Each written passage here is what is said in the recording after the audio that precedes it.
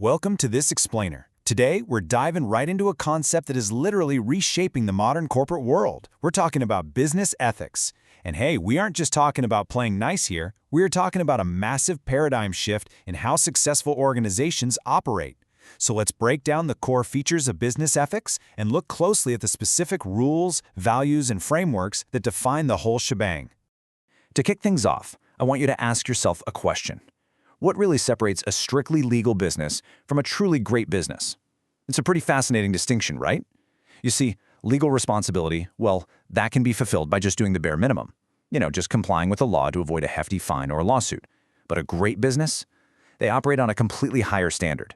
They recognize obligations that aren't even covered by the law, embracing this totally voluntary commitment to society. And that higher standard? That is exactly what we call business ethics. Okay, let's dive into this with Part 1, the compass, a moral code of conduct. Before we look at outward actions, we really have to understand the internal direction. The very foundation of our topic today actually lies in its definition. Did you know the word ethics comes from the Greek word ethos, which literally means character? Think about that for a second. It's about the underlying character of the organization. Business ethics refers to a specific code of conduct that businesses are expected to follow. It sets a standard, acting like a crucial tool to distinguish between the right path and the wrong path.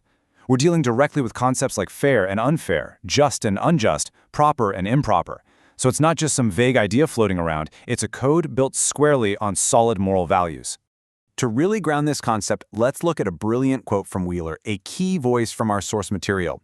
He states, and I quote, "Business ethics is an art or science of maintaining harmonious relationship with society, its various groups and institutions, as well as recognizing the moral responsibility for right or wrong conduct of business." I absolutely love this because it highlights two huge things. First, that this is both an art and a science. And second, the ultimate goal here is harmony. It's all about building a system where a business doesn't just extract from society, but actually lives in total harmony with it. So, what does this moral compass actually look like in practice? Well, imagine a modern business person booting up their laptop and reviewing their company's digital handbook. What they're looking at are these exact principles. Business ethics contains very real, concrete moral and social rules. It demands self-control from leadership. It completely prioritizes consumer protection and welfare, meaning the business actively chooses to make sure its products are safe and beneficial.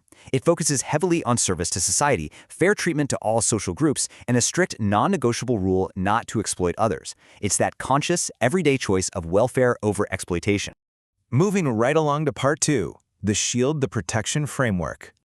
Now that we understand that internal compass, we need to shift our perspective outward. And this brilliantly illustrates one of the most vital features of business ethics. It acts as a literal shield. Picture a glowing protective barrier surrounding all the diverse groups that interact with the company. Business ethics explicitly gives protection to these social groups. We're talking consumers, employees, small businessmen, shareholders, and even creditors. But the shield doesn't just exist in a vacuum. It provides a basic framework, setting the strict social, cultural, economic, and legal limits within which a business absolutely must be conducted. It creates a safe zone, basically, where business can thrive without causing any harm. To understand exactly how this shield is forged, we have to differentiate between its two main components. On one side, we've got moral values. These are based on an individual's or an organization's perception of right and wrong, things like honesty, integrity, fairness, and hard work. The personal virtues. But then, on the other side, we have social values. These provide the broader, general guidelines for socially acceptable conduct, things like fundamental rights, patriotism, respect for human dignity, equality, and democracy. So when you put them together, these moral and social values intertwine perfectly to create that robust ethical framework we just talked about. Let's move to Part 3 and see how this builds. The living concept, voluntary and evolving. One of the most fascinating aspects of business ethics is that it's fundamentally voluntary. Just imagine a business leader who smiles and follows the rules out of pure self-discipline, happily pushing away the need for some government enforcement officer looking over their shoulder constantly. Businessmen really have to accept business ethics on their own. It has to be like a form of self-discipline, because if it's merely enforced by law, well, it just falls right back into the realm of bare minimum legal responsibility. True ethics require a totally voluntary commitment to doing what is right, especially when no one is forcing you to do it. But let's be real. You can't just flip a switch and expect an entire organization to become perfectly ethical overnight. It requires a real process. According to our source material, before even introducing business ethics, businessmen must be given proper education and guidance. They need to genuinely understand why these principles matter in the first place. Then, they have to be actively motivated to implement them. It's really about creating a culture where accepting these rules as personal self-discipline is celebrated and rewarded. Furthermore, ethics is definitely not a monolith. I want you to imagine a world map where compliance models are just dynamically shifting all over the place. Because business ethics is actually a relative term. What is considered standard ethical practice totally changes from business to business and, crucially, from one country to another. Seriously, what is considered a best practice in one country might actually be banned in another. Plus, it's still considered a relatively new concept in the grand scheme of commerce. Our text actually notes that right now it's strictly followed mainly in developed countries and is still taking root in poorer and developing nations. So it's very much an evolving living organism. And that brings us to part 4, the ethical rules, putting it into practice. Now, let's look at the specific daily rules businesses have to navigate. Now, what's really interesting about this is the actual codified rules our source material lays out. We're not talking theoretical anymore. This is the literal code of business ethics, outlining exactly what a company should and should not do.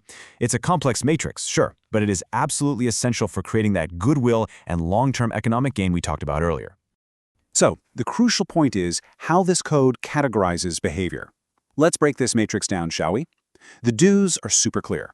Pay fair wages and taxes regularly, ensure the safety of products, supply quality goods at reasonable prices, and actually use a part of the profit for the society. Then the don'ts draw a hard line.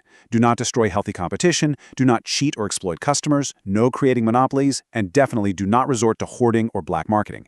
And finally, under avoid, businesses must actively steer clear of unfair competition and secret agreements. But you know what the ultimate accepted principles are? The absolute golden rules? They are these. Adopt the principle of service first and profit next, and always, always remember the truth in business that the customer is the king. We've seen today that business ethics is so much more than just a set of rules. It's an evolving compass, it's a vital shield, and it's a voluntary commitment to a totally higher standard of character. But as we've also seen, it is relative and constantly changing. So I want to leave you with this final thought to ponder. As our world becomes more and more interconnected, and if ethics continue to change across borders and time, what will be the ultimate ethical standard of tomorrow's global market? Thank you so much for joining me on this explainer, and keep asking those big questions.